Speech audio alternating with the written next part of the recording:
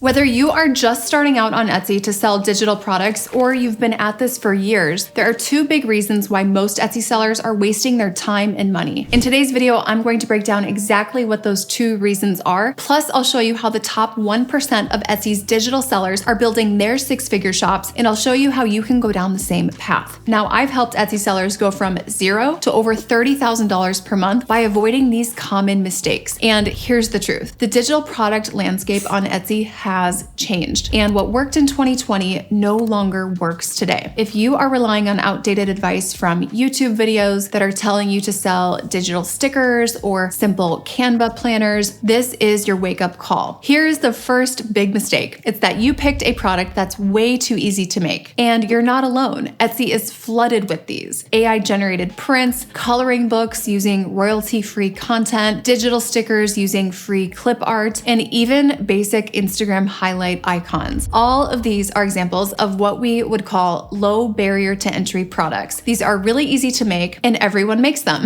And that means that you are competing with thousands of other sellers, most of whom are using the exact same tools and templates that you are using. And when you scroll through Etsy search results, what do you see? Dozens, sometimes hundreds of listings that really all look the same. And here's the kicker. Most of them are not well designed. They're beginner friendly, but that's also their downfall. They have poor thumbnails, weak design principles, and really no brand story to hook the buyer. Design still matters, even with very functional digital products. For example, if you are selling a budgeting spreadsheet, but your thumbnail looks outdated or cluttered with a lot of text overlays, it will not sell. You have 1 second in Etsy search to catch a buyer's eye. So what should you do instead? We want to start with the product categories that require a bit more skill and offer more value. For example, wedding suite bundles that include editable Canva or Kittl files would be a great place to start. You could also explore Notion-based operating systems or Procreate brush kits that come with commercial use licensing. Now that is key. These would be very niche for specific types of customers, but they're high quality digital products that can stand out. So I just looked up Notion operating system and we can see after the ads, we have a $72 price point, ultimate photography business system. Let's take a look at some other options that I'm seeing have more sales. Like look at this one. Procreate brushes makes over $1,000 a month. Not bad. This one does over $6,000 a month. Now for the second reason you're miserable. You've built your business around tiny $2 sales. There's no path for the customer to stick around. There's no journey, no upsells, no reason for them to come back. And that is not a business. That is a transaction machine. You're simply chasing transactions. Imagine a gas station that only sells fountain sodas. They're cheap, sure, but how many fountain sodas is someone going to buy? Probably one at a time, right? What would they do with two? How often would they buy them? Is it every day, once a week? In order to actually make money, the gas station has to serve that customer in other ways and give them other reasons to come back. And I see Etsy sellers making this mistake all the time. They fill their shop with $2 wedding invitations and then nothing. The same thing with sellers who are doing digital wall art bundles. The customer buys that once and then disappears. How many wall art bundles is a customer going to buy? How many times a month are they buying wall art for their home? The secret here is high income Etsy shops are not chasing volume, transactions. They're maximizing the lifetime value of the customer, the LTV. For example, think about bundling your digital planner with matching budget sheets or offering a tutorial alongside your Looker Studio dashboard templates. Maybe you create a product suite and not just a one-off listing. Master tools that scare most people. If it's hard to learn, most sellers will not bother. And that can be your competitive advantage or the moat around your business. So instead of yet another Canva template, learn something like Looker Studio and sell pre-built analytics dashboards. They're incredibly valuable for Etsy sellers, social media managers, agency owners, influencers, and small business owners in general. You could learn WordPress and create maybe starter blog themes for affiliate marketers, or you could learn Notion and build out business hubs, client portals, or CRMs for freelancers, or you could even dive into Webflow or Framer and offer portfolio templates and lead generation pages. So the more intimidating the tool, the more you can charge. A WordPress theme, maybe with even installation support, that is easily well over $100. Maybe a Notion workspace bundle with like an icon kit and bonus tutorial, that could be well over $40. Now, if you want to level up your design, I recommend using Kittl for advanced typography and layout layouts. And then if you need assets, I would recommend Creative Fabrica. They have thousands of high quality licensed resources. So this key is a balance of high quality design with a higher barrier to entry product. So offer things and learn things that people are scared to learn and do it with a high caliber for design. Let's recap.